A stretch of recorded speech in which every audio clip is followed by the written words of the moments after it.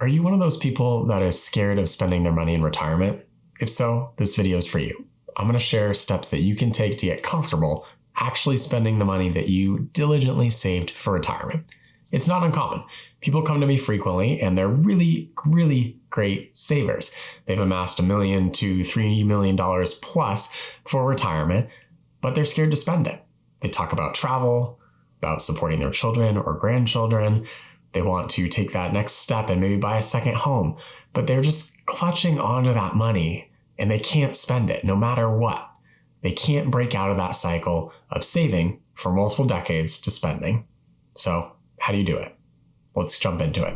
I'm Elliot Apple, founder and financial planner of Kindness Financial Planning, and today we are talking about how to get comfortable spending your money in retirement. One of the biggest anxieties people have in retirement is flipping that switch from saving to spending. And if you think about it, naturally, that makes sense. When you spend 30 or 40 plus years diligently putting money away month after month after month and investing it, you get into a rhythm, a cycle, if you will. And it gets really easy to just say, hey, I'm going to save this money. I watch my net worth grow. I'm feeling very comfortable. It becomes sort of a security blanket, a safety net, if you will. And seeing that money in the bank, that represents that security blanket. So it's really hard to say, hey, I'm going to take a piece of that security blanket, I'm going to rip it off, and I'm going to spend it. That's very uncomfortable for many people, and it may be for you as well. This usually turns into two traps. You have the person who can't spend it, which we just talked about, or you have the second person who's sort of blissfully unaware of what they have. They decided they're going to retire that day, they're going to spend, and they may face some hard consequences and some key decisions later on if they end up overspending. Finding that sweet spot, it's really difficult, but it is doable. It is very possible. I've seen people do it. Sometimes it takes some time, but we're going to talk about what steps you can take today to make that an easier transition. So where do you start? The first step is to have a mindset shift, and that's easier said than done, but it is doable.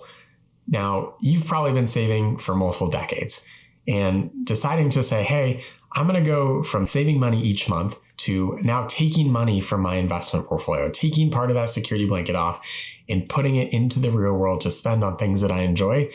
That's difficult, but we need to come around to that mindset shift. When you get to the point of retirement, the rules have flipped. And if you think about them as rules, it makes that a little bit easier. The rule was to save as much as possible going into the past, but going forward, you need to change the rules. Now we need to give that number a job. We need to look at it less as a security blanket and more as dollars that are going to allow me to do the things that I want to do in retirement. So whether that's travel, supporting your kids, taking new classes in retirement if you want to do that, or upkeep on your home, or maybe remodeling your house, whatever it is, we need to give those dollars a job and think about them as a specific purpose. Because if we're just thinking about it as numbers on a page and always watching them go up or as a security blanket, that money's not going to serve you well. And it's always going to have that anxiety inside where you're afraid to spend the money that you worked so hard to save.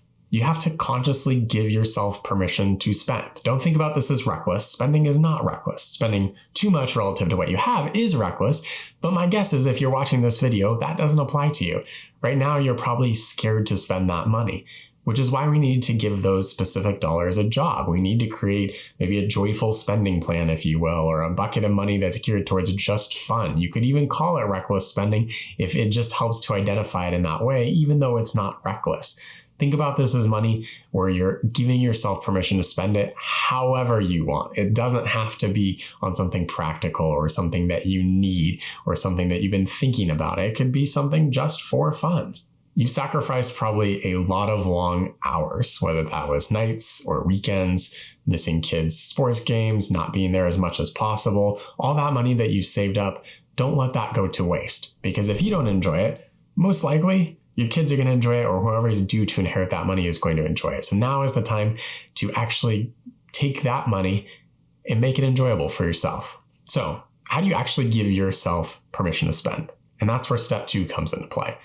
A lot of people are big fans of bucket systems, and I am also a big fan of bucket systems. There's different ways to structure it, but you could think about one bucket being, these are my immediate needs in the next year or two. That bucket is either in cash or some other conservative investment where it's not going up and down with the market. It's very clear where that money is coming from.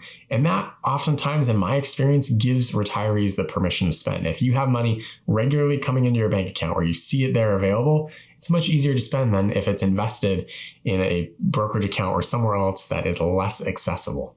So start with that bucket system and how much do you need in that immediate bucket? And then thinking about the middle term bucket. Maybe that's years 2 through 7 or 2 through 10.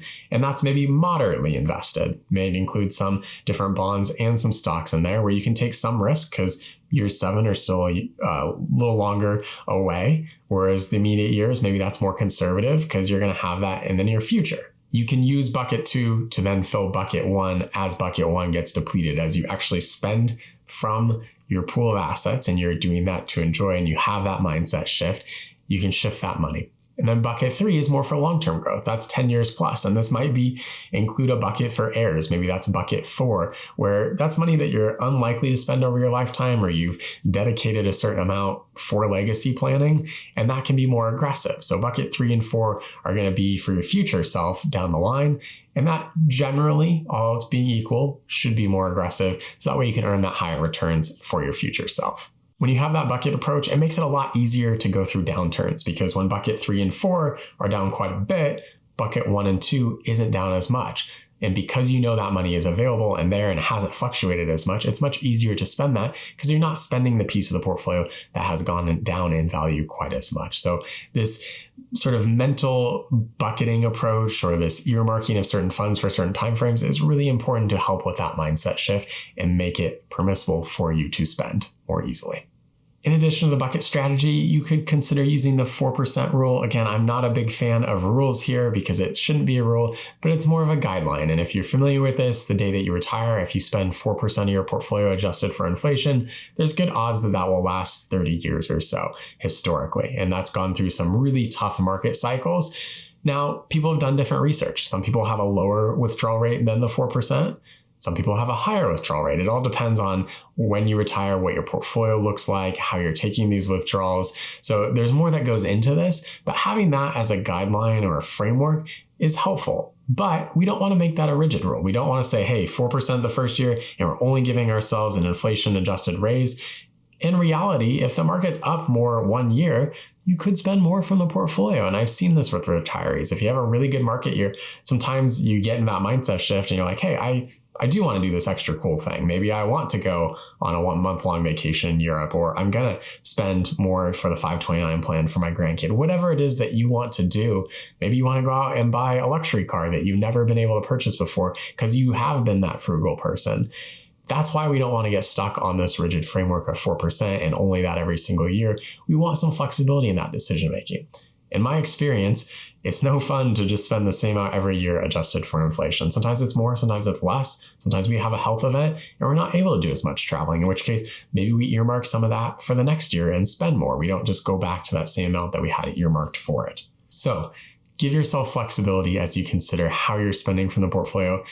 Go read about the 4% rule, but also don't be tied down to it. Lastly, this is step 4, plan for the seasons in retirement. And what I mean by this is what you're able to do now, maybe at age 60, it's going to look very different than what you can do at age 90. And just take a moment. Seriously, pause the video and just think about this for a moment. What can you actually do today that you won't be able to do 10 years from now or 20 years from now?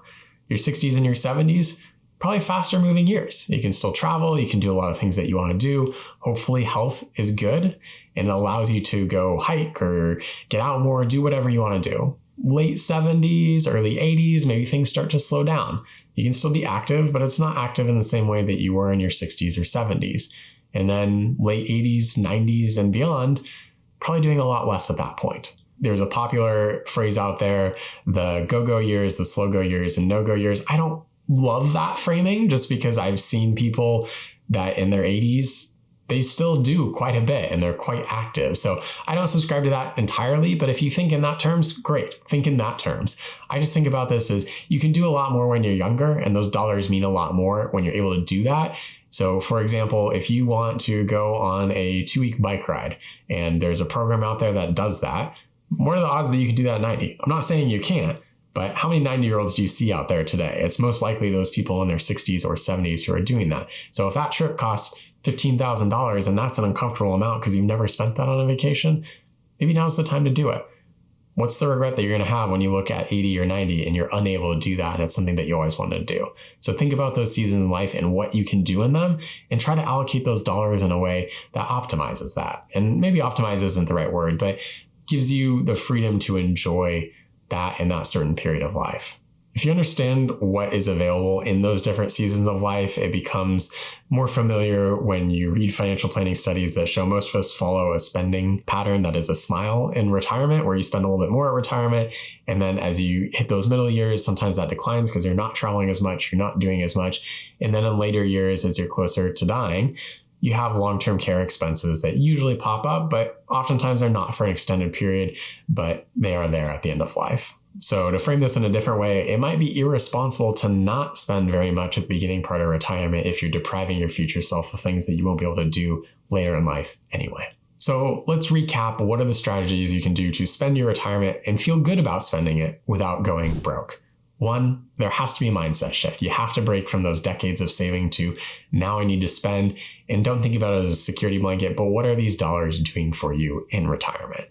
Second, set up that bucket system or some guardrails approach that gives you the permission to spend and through different market cycles, because you will go through different market cycles and you don't necessarily always want to pull back on spending during those market cycles if you have your portfolio allocated in a way that makes this successful for you throughout retirement. Number three, make sure you have some spending plan. It doesn't have to be for the 4% rule, and don't make this a rigid thing. Life changes. Things happen. Make sure that you're spending in accordance with your values and what you're trying to do in retirement. That might mean spending a lot more one year and a lot less the next year. Finally, number four, plan for those seasons in retirement, meaning what can you do today that you won't be able to do in the future? It's really important to know what is available during those different seasons of life and allocate the dollars in a way that makes sense for you. And remember, retirement is not a game of who wins the most amount of money and can die with the most amount of money. Again, if you're not going to spend that money, someone's going to get that at the end of life. Who is it and how are they going to enjoy it? Thanks for watching. If you enjoyed this video, click the like button and subscribe to be notified of future videos. Enjoy.